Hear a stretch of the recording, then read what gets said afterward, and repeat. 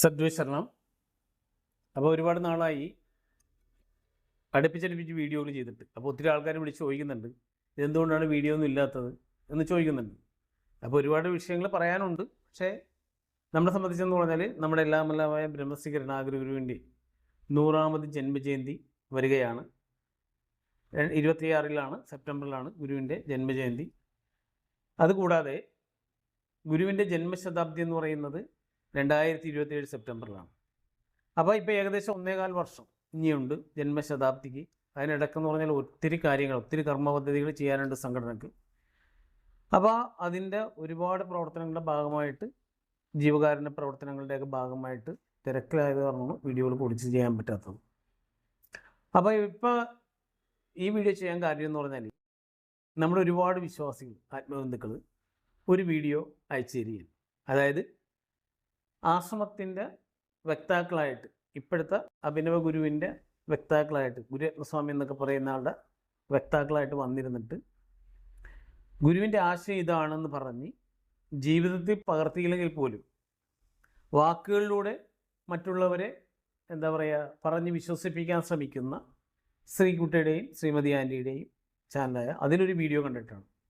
അതിലിപ്പോൾ ശ്രീമതി ആൻറ്റി ഇട്ടിരിക്കുന്ന ഒരു വീഡിയോ എന്ന് പറഞ്ഞാൽ, ഗുരുവിൻ്റെ ആശയത്തിന് വിരുദ്ധമായിട്ടുള്ളൊരു കാര്യമാണ് അവർ പറഞ്ഞിരിക്കുന്നത്. അതായത് പല്ല് തേക്കാതെ വെള്ളം കുടിച്ചാൽ എങ്ങനെയുണ്ടാകും എന്നതിനെക്കുറിച്ച്, ഗുണകരമാകുന്ന രീതിയിലാണ് അവരതിൽ പറഞ്ഞിരിക്കുന്നത്. അത് ഡോക്ടേഴ്സ് കണ്ടുപിടിച്ചതായിട്ട്. ആര് കണ്ടുപിടിച്ചാലും നമ്മുടെ ആശ്രമത്തിൻ്റെ വക്താക്കളായിട്ട് സംസാരിക്കുമ്പോൾ ഗുരുവിൻ്റെ ആശയത്തിൽ ഊന്നിയ കാര്യങ്ങളായിരിക്കണം നമ്മൾ പ്രാധാന്യം കൊടുക്കേണ്ടത്. ഇപ്പോൾ ഇതിൽ അവരങ്ങനെയല്ല, അവർ അതിൻ്റെ ഗുണത്തെക്കുറിച്ചാണ്. മനസ്സിലായില്ല, ഗുരു പറഞ്ഞിരിക്കുന്നത്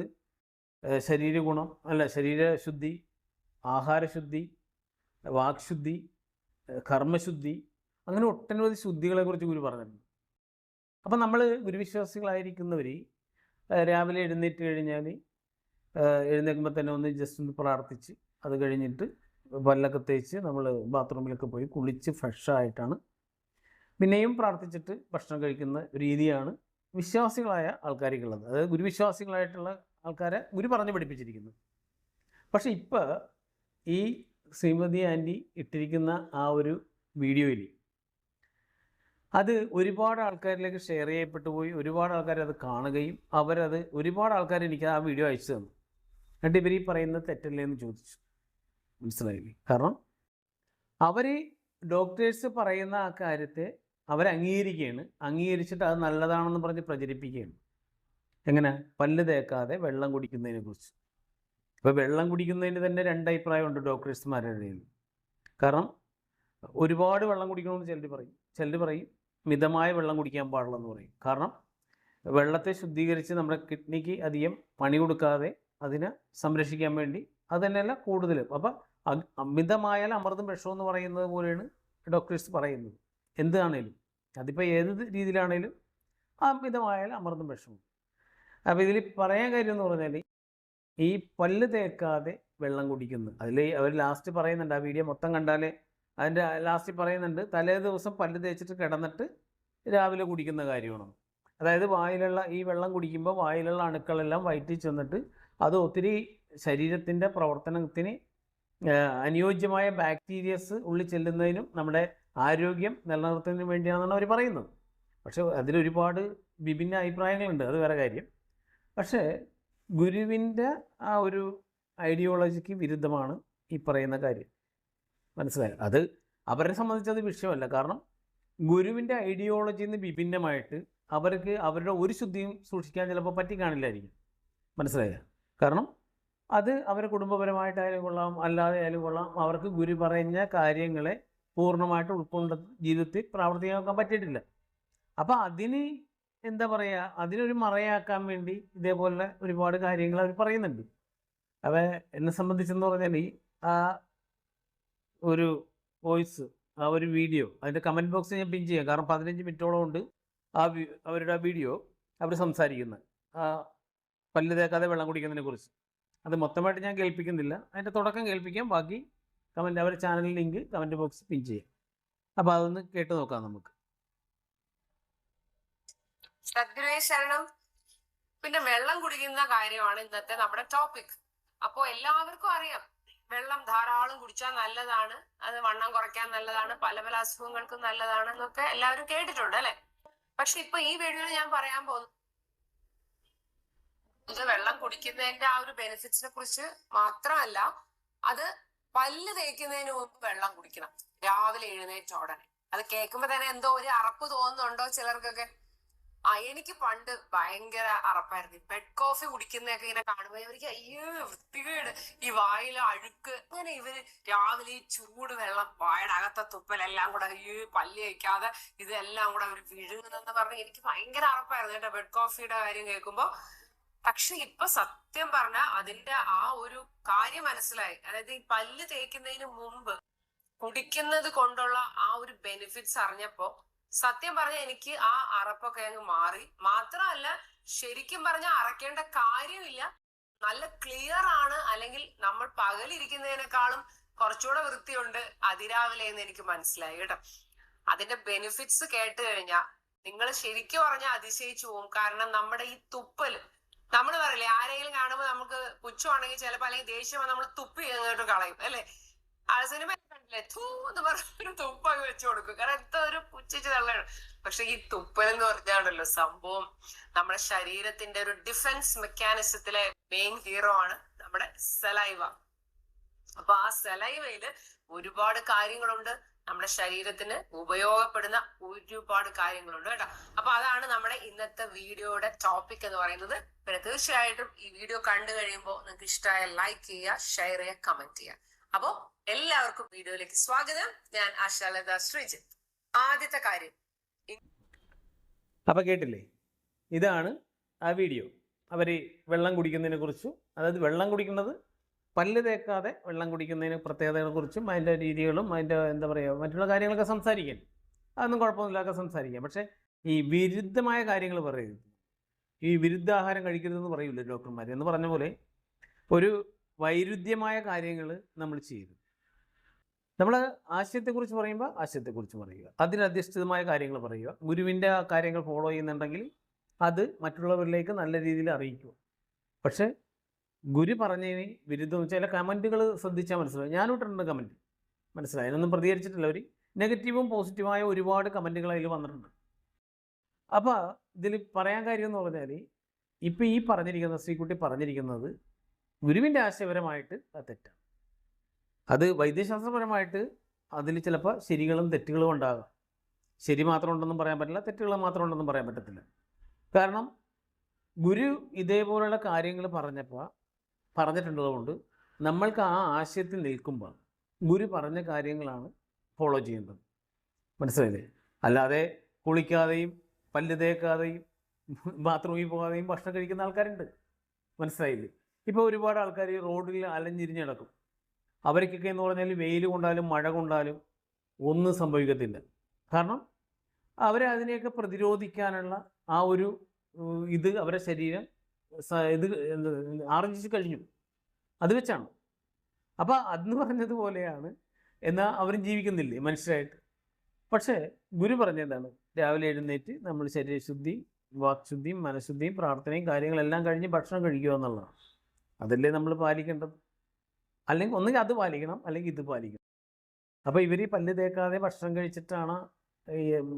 കഴിച്ചിട്ടാണ് ബാക്കിയുള്ള കാര്യങ്ങൾ ചെയ്യണമെന്നുള്ളത് നമുക്കറിയില്ല. അതെന്തോ ആയിക്കോട്ടെ. അപ്പോൾ ഞാനിത് പറയാൻ കാര്യം എന്ന് വെച്ചാൽ ഒരുപാട് ആൾക്കാർ ഇങ്ങനെ അയച്ചു തന്നത് കൊണ്ട് അതിനൊരു പറയേണ്ട ഒരു ബാധ്യതയുണ്ടായി. പിന്നെ തന്നെയല്ല, നമ്മൾ ഈ ഗുരുവിൻ്റെ 100ാമത് ജയന്തിക്ക് വേണ്ടിയുള്ള ഒരുപാട് കാര്യങ്ങൾ ചെയ്യുന്ന കൂട്ടത്തിൽ ഇവർ ഒരുപാട് കാര്യങ്ങൾ ഒരുക്കിയ വീഡിയോ ചെയ്തിട്ടുണ്ടായിരുന്നു. ഇവരുടെ ഭർത്താവെന്ന് പറയുന്ന ആ പയ്യനും ഈ ചേച്ചിയുടെ ഭർത്താവെന്ന് പറയുന്ന ആ പയ്യനാണ് ഒരുപാട് തത്വജ്ഞാനിയെ പോലെ സംസാരിച്ചിട്ടുണ്ട്. അപ്പോൾ ഇതിനു മുമ്പ് ഇവർ പറഞ്ഞിരുന്ന ഒരു കാര്യത്തിന് മറുപടി ഇതിൻ്റെ കൂടെ തന്നെ പറയണമെന്ന് വിചാരിച്ചു. കാരണം ഗുരുവിൻ്റെ കുടുംബാംഗങ്ങളെയൊന്നും ഗുരു അടുപ്പിച്ചിട്ടില്ലായിരുന്നു എന്ന് പറഞ്ഞു. അടുപ്പിച്ച് നിർത്തിയിട്ടില്ലായിരുന്നു. അടുപ്പിച്ചിട്ടില്ല എന്ന് വെച്ചാൽ അടിച്ചു കൊടുത്തിട്ടില്ല എന്നല്ല, അടുപ്പിച്ച് നിർത്തിയിട്ടില്ലായിരുന്നു എന്ന് പറയുന്നുണ്ടായിരുന്നു. കാരണം എപ്പോഴും അകത്തി നിർത്തിയിരുന്നു. അപ്പോൾ അതിനെക്കുറിച്ചും ഒന്ന് പറയണമെന്നുണ്ടായിരുന്നു. പിന്നെ എന്നെ ഇവിടെ കണ്ടിട്ടില്ലെന്ന് പറയുന്നുണ്ടായിരുന്നു ഇവരെ ആ പയ്യൻ, ഭർത്താവായ ശ്രീകുട്ടി എന്ന് പറയുന്ന പയ്യൻ. അപ്പോൾ അതിനെക്കുറിച്ച് ഒന്ന് പറയണമെന്ന് തോന്നി. ഇതിനോടനുബന്ധിച്ച് തന്നെ പറയുമ്പോൾ ഇതെല്ലാം കൂടി ഒരു വീഡിയോയിലായിട്ട് പറയാമെന്ന് വിചാരിച്ചു. അപ്പോൾ ഇതിനെക്കുറിച്ച് പറയുകയാണെങ്കിൽ ഗുരു നമ്മുടെ സ്നേഹ ഓയിൽ മില്ലിൻ്റെ ഉദ്ഘാടനം, സ്നേഹ ഓയിൽ മിൽ എന്ന് പറഞ്ഞാൽ ചന്ദ്രൂർ ഗുരു ചെമ്മീൻ വ്യവസായമൊക്കെ മാറിയിട്ട് നല്ലൊരു കയർ മേഖല കൊണ്ടുവരണമെന്ന് ഉദ്ദേശിച്ച് ചെയ്ത ഒരു കാര്യമാണ്. അതിൻ്റെ കേന്ദ്ര ബിന്ദുവാണ് ആ ഓയിൽ മില്ല്.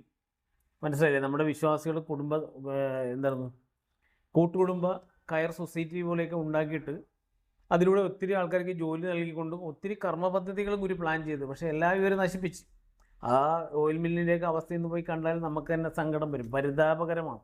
എല്ലാ സ്ഥാപനങ്ങളും നശിപ്പിച്ച് വെച്ചേക്കാണ് ഗുരുവിന് അമൃതാചന്യം കൂടി. അത് വേറെ കാര്യം, ഗുരുവിൻ്റെ എല്ലാ പ്രസ്ഥാനങ്ങളും. അപ്പോൾ അതിൻ്റെ കൂടെയിൽ ഇങ്ങനെ ഒരു കാര്യം ആ ഓയിൽ മില്ലിൻ്റെ ഉദ്ഘാടന വേളയിൽ ഗുരു വന്നപ്പോൾ ഗുരുവിൻ്റെ ജന്മഗൃഹത്തിലും വന്നിരുന്നു. അതായത് ഞാനും കൂടി ജനിച്ച ആ തറവാട്ടിൽ ഗുരു വന്നിരുന്നു. അപ്പോൾ അവിടെ വന്നപ്പോൾ ഗുരുവിൻ്റെ അമ്മായിയെ, അതായത് എൻ്റെ അമ്മൂമ്മയെ, ഗുരു ആ വീടിൻ്റെ പുറത്തിരുന്നപ്പോൾ അവിടെ എൻ്റെ അമ്മൂമ്മേനെ അടുത്ത് വിളിച്ചിരുത്തി ഗുരു ഫോട്ടോ എടുത്ത ആ ഫോട്ടോ നിങ്ങൾ ഇവിടെ താഴെ കാണാം, അല്ല താഴെ സൈഡിൽ കാണാം. മനസ്സിലായ? അപ്പോൾ ഗുരു അകത്ത് നിർത്തിയ ആൾക്കാരെ പിന്നെന്തിനാണ് ഗുരു അടുപ്പിച്ച് നിർത്തി ഇങ്ങനെ ഒരു ഫോട്ടോ എടുക്കേണ്ട ആവശ്യം? അതിൽ ഈ പറയുന്ന അമൃതാചന്യ എന്ന് പറയുന്നവർ ഈ പറയുന്ന അമ്മായിയുടെ, ഗുരുവിൻ്റെ അമ്മായി എന്ന് പറയുന്ന എൻ്റെ അമ്മമ്മയുടെ തൊട്ടപ്പുറത്ത് തറയിലിരിക്കുകയും ഇന്നത്തെ ഈ മഠാധിപതി എന്ന് അവകാശപ്പെടുന്നവർ, ഗുരു കൊടുത്തതൊന്നുമല്ല മഠാധിപതി പട്ടം, അവർ സ്വയം എടുത്തണിഞ്ഞതാണ്. ഒരുപാട് കപട കള്ള ദർശനങ്ങൾ പറഞ്ഞിട്ട്. പിന്നെ അത് കൂടാതെന്ന് പറഞ്ഞാൽ ഈ ശ്രീകുട്ടി പറയുന്നതെന്ന് വെച്ചാൽ എന്നെ ഇതേവരെ കണ്ടിട്ടില്ലെന്ന്, ഗുരു ഉള്ളപ്പോൾ ഇവർ വന്നിട്ടില്ലെന്ന്. ഇപ്പം ഈ സൈഡിൽ കാണുന്ന ഈ ഫോട്ടോയുടെ ഈ ഗുരുവിൻ്റെ ആ ഫോട്ടോ തന്നെയാണ്. അതിൻ്റെ ഏറ്റവും പുറകിലായിട്ട്, ഗുരുവിൻ്റെ പുറകിലായിട്ട്, ഗുരുവും അമ്മായി കൂടി ഇരിക്കുന്നതിൻ്റെ പുറകിലായിട്ട് ആ ജനലിൻ്റെ സൈഡിൽ ചാരി നിൽക്കുന്ന ആ ഒരു വ്യക്തി 25 വർഷങ്ങൾക്ക് മുമ്പാണ്, 25 28 30 വർഷങ്ങൾക്ക് മുമ്പുള്ള ഫോട്ടോയാണ്. മനസ്സിലായി? അപ്പോൾ ആ വ്യക്തി ഞാനാണ്. മനസ്സിലായ? അപൂർവങ്ങളായിട്ട് ഞാൻ സൂക്ഷിച്ചു വെച്ചിരിക്കുന്ന ഒരു ഫോട്ടോയാണത്. അപ്പോൾ അതിനേക്കാൾ വലിയ ഫോട്ടോകൾ ഉണ്ടായിരുന്നുണ്ട്, പക്ഷെ അതെല്ലാം ഒരുപാട് നശിപ്പിക്കപ്പെട്ടു പോയി. കാരണം വെച്ചാൽ ഈ ഗുരു 1998 ഗുരുവിൻ്റെ 72ാമത്തെ ജയന്തി ആഘോഷിച്ചപ്പോൾ ആലപ്പുഴ ജില്ലയിൽ വെച്ച് ഗുരുവിന് ഒരു ദുരനുഭവം ഉണ്ടായിട്ടുണ്ട്.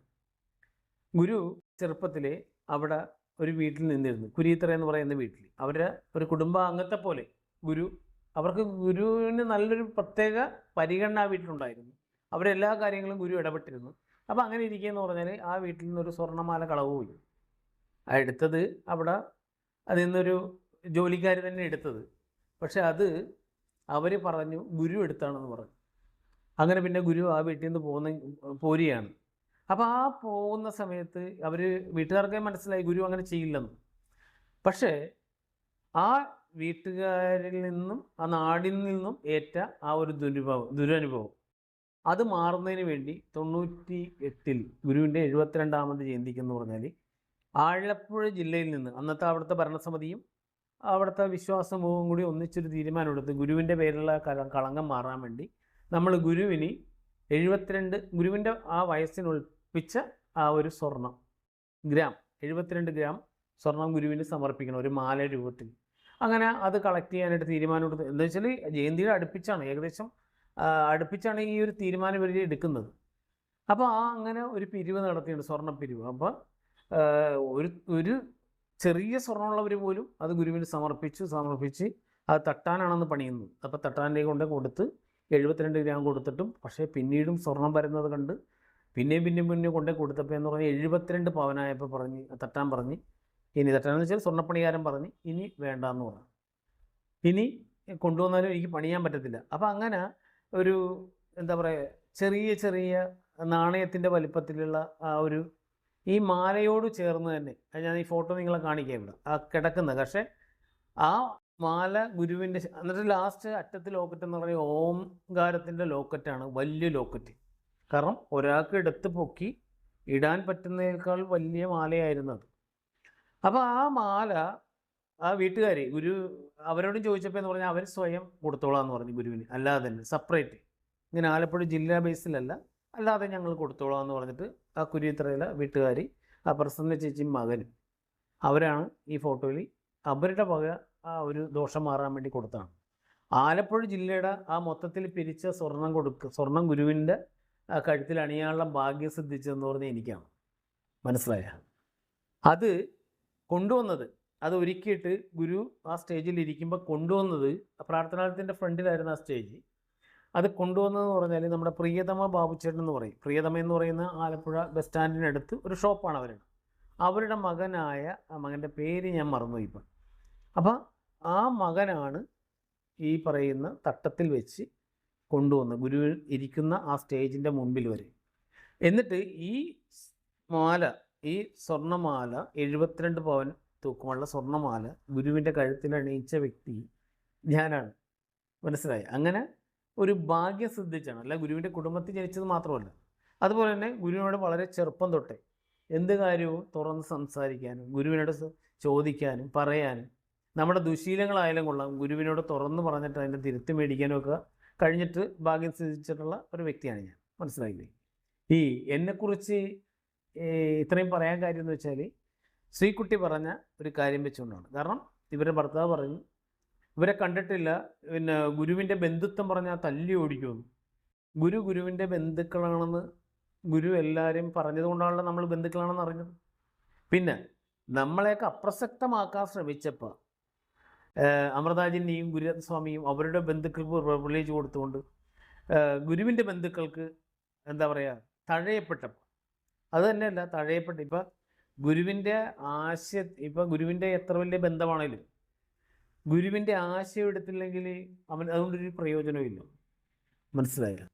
ഇപ്പം ഞാനാണെങ്കിലും ശരി, ഏത് വ്യക്തിയാണെങ്കിലും ശരി, ഗുരുവിൻ്റെ കുടുംബത്തിൽ ജനിച്ചുകൊണ്ട് മാത്രം ഈ ഒരു ഭാഗ്യം, അതായത് നമ്മുടെ ജീവന് മുക്തിയോ മോക്ഷമോ ഒന്നും കിട്ടത്തില്ല.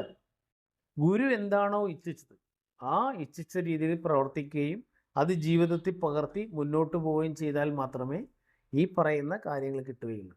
അല്ലെങ്കിൽ എന്താണ്, വെറും ഭൗതിക സുഖങ്ങളിൽ ഇങ്ങനെ ഇപ്പോൾ ഇവർ ചെയ്യുന്നത് പോലെ. മനസ്സിലായ? കാരണം ദാമ്പത്യത്തിലുള്ള ഒരുപാട് പവിത്രമായ ശുദ്ധികൾ അതെല്ലാം പരിപാലിക്കാതെ തോന്നിയ പോലെ ജീവിക്കാൻ മനുഷ്യന് ഈ ഭൂമിയിൽ അവകാശമുണ്ട്. പക്ഷേ ഇതിനെല്ലാം ഒരു കണക്ക് പറയേണ്ട ഒരു ദിവസം അത് പറയുക തന്നെ വേണം. മനസ്സിലായില്ലേ? ആൾക്കാരെ കണ്ണിൽ പൊടിയിടും പോലെ അല്ല എന്ന് പറഞ്ഞ പോലെ ഗുരുവിൻ്റെ ആ കുടുംബാംഗമാണെന്ന് പറയുന്നതോടുകൂടി തന്നെ ഗുരുവിൻ്റെ ഈ ഗുരു എന്താണോ ഗുരു ഈ ലോകത്തിന് വേണ്ടി പ്രദാനം ചെയ്യുന്ന കാര്യങ്ങൾ അത് നമ്മുടെ ജീവിതത്തിൽ പകർത്തി പ്രാവർത്തികമാക്കാനുള്ള പ്രവർത്തനം ചെയ്തില്ലെങ്കിൽ അതുകൊണ്ട് യാതൊരു ഫലവുമില്ല. മനസ്സിലായി? ഇതിപ്പോൾ ഞാനെന്നല്ല, എൻ്റെ കുടുംബത്തിൽ, അതായത് ഗുരുവിൻ്റെ കുടുംബത്തിൽ എന്തോരം വിശ്വാസികളുണ്ട്, എന്തോരം ആൾക്കാരുണ്ട്. ചിലരെല്ലാം സ്വാർത്ഥ താല്പര്യപരമായിട്ട് നിലകൊള്ളുകയാണ്. മനസ്സിലായ? പക്ഷെ അതുകൊണ്ട് ഒരു പ്രയോജനം ഇല്ലെന്നുള്ളത് അവരിപ്പം മനസ്സിലാകില്ല. നമ്മൾ എന്താ പറയുക, ഗുരു എല്ലാ കാര്യങ്ങളും പറഞ്ഞിട്ടുണ്ട്. ജീവിതത്തിൽ അങ്ങനെ ജീവിക്കണം, മരണം സംഭവിച്ചു കഴിഞ്ഞാൽ നമ്മുടെ ജീവൻ എവിടെ എത്തണം, അതിനൊക്കെയാണ് ഗുരു ഇമ്പോർട്ടൻസ് കൊടുത്തത്. മനസ്സിലായ? അല്ലാതെ എന്താ പറയുക, ബന്ധുക്കളായിട്ട് അടുപ്പിച്ച് നിർത്തി ഇവിടുത്തെ ആശ്രമത്തിൻ്റെ പ്രിവിലേജുകളൊക്കെ നേടാനല്ല. ഗുരു കൃത്യമായിട്ട് പറഞ്ഞിട്ടുണ്ട്, നിങ്ങൾ ബന്ധുക്കളാണ്, നിങ്ങളുടെ പേരുകളും നിങ്ങളെ ഈ ലോകം ഒരു കാലത്ത് സ്വർണ്ണലിപികളിൽ എഴുതപ്പെടുന്നത് തന്നെ ചെയ്യുമെന്ന് പറഞ്ഞിട്ടുണ്ട്. അത് ഗുരു നമ്മളോട് പറഞ്ഞ കാര്യം. മനസ്സിലായില്ലേ? അതിപ്പോൾ പലരോടും സ്ഥാപിച്ച് ഇത് ചെയ്യേണ്ട കാര്യമില്ല. മനസ്സിലായി? അത് ചിലപ്പോൾ നമ്മൾ ജീവിച്ചിരിക്കുമ്പോഴായിരിക്കും, ചിലപ്പോൾ മരിച്ചു കഴിഞ്ഞ ശേഷമായിരിക്കും. പക്ഷേ എന്ത് രീതിയിൽ എഴുതിയാലും, ഇപ്പം എന്നെ സംബന്ധിച്ച് വ്യക്തിപരമായിട്ട് പറഞ്ഞാൽ എനിക്ക് യാതൊരു വിഷയമില്ല. എനിക്ക് അങ്ങനെ നമ്മളൊന്നും ആഗ്രഹിച്ച് ചെയ്യണമില്ല. പക്ഷെ ഗുരുവിൻ്റെ ആശയം ഗുരുവിൻ്റേതായിട്ട് നിലനിൽക്കണം. മനസ്സിലായോ? അല്ലാതെ ഈ വല്ലവരെയും ഭാര്യനെ അടിച്ചു മാറ്റി സ്വന്തം ഭാര്യയാക്കുകയോ അല്ലെങ്കിൽ ആ ഭർത്താവിനെ പറഞ്ഞു വിട്ടിട്ട് വേറൊരു പുരുഷന് വിവാഹം കഴിക്കുകയോ അങ്ങനെയുള്ളതൊന്നും അല്ല ഗുരുവിൻ്റെ ആശയം. അത് സ്വജീവിതത്തിൽ പകർത്തി നമ്മൾ മാതൃകയായിട്ടാണ് കാണിച്ചു കൊടുക്കുന്നത്. ഇപ്പം ഈ പറഞ്ഞ പോലെ ഈ വിരുദ്ധപരമായ കാര്യങ്ങൾ നമ്മൾ ചെയ്യാൻ പാടില്ല. ഇപ്പം തന്നെ വെള്ളം കുടിക്കുന്നതിൽ തന്നെ രണ്ടഭിപ്രായമുണ്ട് ഡോക്ടേഴ്സുമാരുടെ തന്നെ. ചില ഡോക്ടർമാർ പറയും അമിതമായി വെള്ളം കുടിക്കരുതെന്ന് പറയും, അമിതമായാൽ അമൃതം വിഷമാണെന്ന് പറയും. ചില ഡോക്ടർമാർ പറയും വെള്ളം കൂടുതൽ കുടിക്കണം, ധാരാളം വെള്ളം കുടിച്ച് നമ്മുടെ എന്താ പറയുക ഇൻഫെക്ഷൻ ഉണ്ടാകാത്ത രീതിയിൽ യൂറിൻ പാസ് ചെയ്യുന്ന രീതിയിലേക്ക് നമ്മൾ മാറണമെന്ന് പറയും. അപ്പം അവരവർ രീതി പറയുമ്പോൾ നമ്മൾക്ക് എന്ത് ചെയ്യാൻ പറ്റും? അത് ഡോക്ടേഴ്സുമാരുടെ കാര്യം എന്ന് പറഞ്ഞാൽ അത് അവർ എന്താ പറയുക രണ്ട് രീതിയിലും പറയും. കാരണം നമ്മൾ മനസ്സിലാക്കേണ്ടത് അമിതമായാലും അമൃതും വിഷമാണ് എന്ന് പറഞ്ഞാൽ വെള്ളം കൂടുതൽ കുടിച്ചാലും ബുദ്ധിമുട്ടാണ്, കുടിച്ചില്ലെങ്കിലും ബുദ്ധിമുട്ടാണ്. കൂടുതൽ കുടിക്കുമ്പോൾ നമ്മുടെ കിഡ്നിക്ക് ഒരുപാട് പ്രവർത്തിക്കേണ്ടി വരും ഇതിനെ ഫിൽട്ടർ ചെയ്യാൻ വേണ്ടി. അതേസമയത്ത് നമ്മൾ കുടിക്കാതിരുന്ന് കഴിഞ്ഞാൽ നമ്മുടെ എന്താ പറയുക, ആ മാലിന്യങ്ങളെല്ലാം ബ്ലഡിൽ കവിയും. മനസ്സിലായ? കാരണം യൂറിൻ പാസ് ചെയ്യാൻ നിവൃത്തിയില്ലാത്തതുകൊണ്ട്. അപ്പോൾ ഇവരോട് എനിക്കൊരു കാര്യം പറയാനുള്ളതെന്ന് വെച്ചാൽ, ഒന്നെങ്കിൽ ഗുരുവിൻ്റെ ആശയത്തെക്കുറിച്ച് പറയുക, മനസ്സിലായ? അല്ലെങ്കിൽ എന്താ പറയുക, അവർ ഇതേപോലത്തെ കാര്യങ്ങൾ ചെയ്ത് വീഡിയോ റീച്ച് ചെയ്തിട്ട് അതിൽ വരുമാനം ഉണ്ടാക്കാൻ ശ്രമിക്കും. ഇവർക്ക് ഇംഗ്ലീഷ് പരമായിട്ടുള്ള ഒരുപാട് നോളജ് ഉള്ളതാണ്. ബാക്കി ഒരു ഗുണമില്ലെങ്കിലും ബാക്കി ഗുണങ്ങൾ ആശയപരമായിട്ട് ഇവരുടെ ജീവിതത്തിൽ ഇവർക്ക് അതൊന്നും പ്രാവർത്തികമാക്കാൻ പറ്റിയില്ലെങ്കിൽ പോലും അവർ ഇതേപോലെ അറിവുണ്ട്. അറിവെന്ന് വെച്ചാൽ ഇംഗ്ലീഷ് പരിജ്ഞാനമുണ്ട്. അറിവെന്നല്ല, ഇംഗ്ലീഷ് പരിജ്ഞാനമുണ്ട്. അപ്പോൾ ഇത് കൂടാതെന്ന് പറഞ്ഞാൽ ഇനിയും ഇത്തരത്തിൽ ആൾക്കാരെ കൊണ്ട് വീഡിയോ ചെയ്യിപ്പിക്കാതെ, വീഡിയോ ചെയ്യിപ്പിക്കാമെന്നല്ല, ആൾക്കാരെ കൊണ്ട് ഇനിയും ഇത്തരത്തിലുള്ള കാര്യങ്ങൾ പറയുമ്പോൾ ഒരിക്കൽ കൂടി ചിന്തിച്ച് ആലോചിച്ചിട്ട് വേണം പറയാനായിട്ട്. മനസ്സിലായി? അപ്പോൾ ഇവരുടെ ഈ വീഡിയോ കണ്ടപ്പോൾ ഗുരുവിൻ്റെ ആശയത്തിന് വിരുദ്ധമായിട്ട് സംസാരിക്കുന്നത് ആൾക്കാർ അയച്ചു തന്നപ്പോൾ അതിനെ പ്രതികരിക്കുമെന്ന് തോന്നുകയും, പിന്നെ അത് കൂടാതെന്ന് പറഞ്ഞാൽ ഈ പറഞ്ഞ കാര്യങ്ങളിലേക്ക് നമ്മൾ പിന്നെ മറ്റൊരു കാര്യം കൂടി സൂചിപ്പിക്കുകയാണ്. ഇപ്പോൾ പറഞ്ഞില്ലേ, ആലപ്പുഴ ജില്ലയുടെ ആ ഒരു ശാപം മാറാൻ വേണ്ടി, ഗുരുവിന് ചിത്തപ്പനുണ്ടാക്കിയ ശാപം മാറാൻ വേണ്ടി ഗുരുവിന് അങ്ങനെ സ്വർണം പിരിച്ച് അതിൽ നിന്നൊക്കെയാണ് പിന്നീട് അൽച്ചേർത്തലൊക്കെ അതിൻ്റെ ഭാഗമായിരുന്നു. അൽച്ചേർത്തലൊക്കെ ഗുരുവിൻ്റെ പേര് പറഞ്ഞാൽ സ്വർണവും പണവും സ്ഥാപനജംഗമവും കിട്ടും എന്ന് കണ്ടത്, അറിഞ്ഞത് ഈ ഒരു ഇതിലൂടെയാണ്. ആരോട് ചോദിച്ചാലും ഗുരുവിൻ്റെ പേര് ചോദിച്ചാൽ എന്ത് കൊടുക്കും എന്ന് മനസ്സിലാക്കി അതെല്ലാം സ്വാർത്ഥപരമായിട്ട് അവരടിച്ചു മാറ്റാനും ഈ പ്രസ്ഥാനം തന്നെ ഹൈജാക്ക് ചെയ്തിട്ട് ഇവരുടെ സ്വാർത്ഥ താല്പര്യത്തിന് ഉപയോഗിക്കാനുള്ള ആ ഒരു കാര്യങ്ങളൊക്കെ മനസ്സിലായത് അതിൽ നിന്നാണ്. മനസ്സിലായില്ല? അതുകൊണ്ടാണ് ഈ ആഭരണ സൗധം എന്ന് പറഞ്ഞ് ഗുരുവിൻ്റെ പർണശാല പൊളിച്ചപ്പോഴും കോടിക്കണക്കിന് രൂപ, ഗുരുവിൻ്റെ സ്വർണ്ണ വിഗ്രഹം ഉണ്ടാക്കാമെന്നും പറഞ്ഞ്, ഗുരുവിൻ്റെ തൂക്കത്തിലുണ്ടാക്കാമെന്നും പറഞ്ഞ് 72 കിലോ തൂക്കത്തിലുണ്ടാക്കാമെന്ന് പറഞ്ഞിട്ടാണ് ആ സ്വർണം പിരിച്ചത്. അതും ആയിരക്കണക്കിന് കിലോ സ്വർണം പിരിച്ചു. അപ്പോൾ അങ്ങനെയൊക്കെ ചെയ്ത്. പക്ഷേ നമ്മളിപ്പോൾ ഒരു കാര്യം പ്ലാൻ ചെയ്ത് വരുന്നതെന്ന് വെച്ചാൽ മറ്റൊന്നുമല്ല, അത് ഉടനെ പ്രഖ്യാപിക്കും. അതിനുള്ള എല്ലാ നടപടികളും നടന്നിരിക്കുന്നു. ശാന്തിഗിരിയാൽ പറ്റിക്കപ്പെട്ട ഒരു വ്യക്തിക്ക്, അതായത് വീടും സ്ഥാപന ജംഗമ വസ്തുക്കളും പറ്റിച്ച് ഒരുപാട് ആൾക്കാരെ പറ്റിച്ച് കണ്ണീര് കുടിപ്പിച്ചിട്ടുണ്ട്. കാരണം ഒരുപാട് ആൾക്കാർ നമ്മൾ ചെല്ലുമ്പോൾ അത് കേൾക്കുമ്പോൾ നമുക്ക് വിഷമം. മനസ്സിലായി? ഗുരുവിൻ്റെ പേരിലാണ് ഇവർ പറ്റിച്ചേക്കുന്നത്. അപ്പോൾ ആ പറ്റിക്കപ്പെട്ടവരിൽ ഒരാളെ തിരഞ്ഞെടുത്തിട്ട് അവർക്ക് ഉചിതമായ എന്ന് വെച്ചാൽ വ്യക്തമായ രേഖകളുള്ളവർക്ക് ഒരു വീട് പണിത് നിർമ്മിച്ചുകൊണ്ട്, കാരണം ശാന്തിഗിരി അല്ല ഇപ്പോഴത്തെ അമൃതാചാര്യ ഗുരുരത്ന സ്വാമി എന്നിവരാൽ പറ്റിക്കപ്പെട്ട ഈ കേരളത്തിലുള്ള ഒരു കുടുംബത്തിന് അത് രേഖകളൊക്കെ പരിശോധിച്ച് ഗുരുവിൻ്റെ 100ാമത് ജന്മശതാബ്ദിക്ക്, അതായത് 100ാമത്തെ ജയന്തിക്ക് പ്രഖ്യാപിച്ചിട്ട് അതിൻ്റെ ആർക്കാണോ കൊടുക്കേണ്ടത് എന്നുള്ളതിൽ തീരുമാനിച്ചിട്ട് 100ാമത് ജന്മശതാബ്ദിക്ക് ആ വീട് കൊടുക്കാനുള്ള ഒരു പ്രവർത്തനത്തിൻ്റെ അല്ലെങ്കിൽ കർമ്മ പദ്ധതിയുടെ ഭാഗമാണ്. അതിനാരൊക്കെ അതിൻ്റെക്ക് ആ ഒരു കാര്യത്തിന് സംയോജിപ്പിക്കാൻ പറ്റുമോ അതെല്ലാം, ആ സംഘടനകളാകാം, വ്യക്തികളാകാം, അങ്ങനെ പല ആൾക്കാരെയും, അങ്ങനെ ഒരു ശാപം ഗുരുവിൻ്റെ പേരിൽ ഇന്നത്തെ ആൾക്കാർ ചെയ്തു വെച്ചിരിക്കുന്ന ആ ഒരു കാര്യത്തെ, ആ ശാപമോക്ഷത്തിന് വേണ്ടി നമ്മളാൽ കഴിയുന്ന ഒരു കാര്യം ചെയ്യാനുള്ള ഒരു പ്രവർത്തനം കൂടിയാണ് നടത്തിക്കൊണ്ടിരിക്കുന്നത്. അതിൻ്റെ പൂർണ്ണരൂപമായിട്ടില്ല. അത് പൂർണ്ണരൂപമാകുമ്പോൾ അതിന് ഉചിതമായ സംഘടനയുടെ എല്ലാ ആൾക്കാരും കൂടി ഇന്ന് അത് പ്രഖ്യാപിക്കുന്നതാണ്. മനസ്സിലായില്ലേ? അപ്പോൾ ഈ വീഡിയോയോടനുബന്ധിച്ച് എനിക്ക് ഇത് എല്ലാവരും അയച്ചു തന്നപ്പോൾ ഇത്രയും പറയണമെന്ന് തോന്നി. അപ്പോൾ അതുകൊണ്ടാണ് സദ്വിഷം.